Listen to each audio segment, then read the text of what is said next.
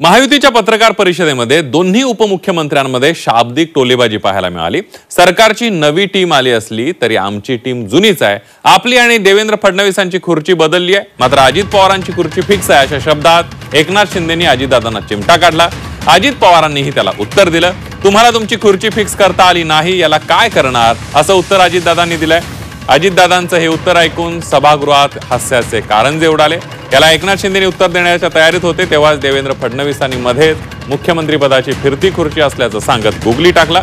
मात्र full toss बॉलवर अजितदादांनी sixer लगावल्याची चर्चा सभागृहात रंगली।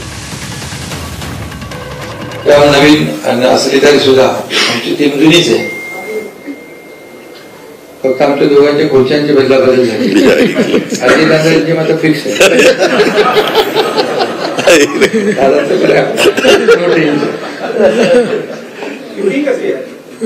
तुम्हाला फिक्स ठेवता आले नाही त्याला मी काय करू?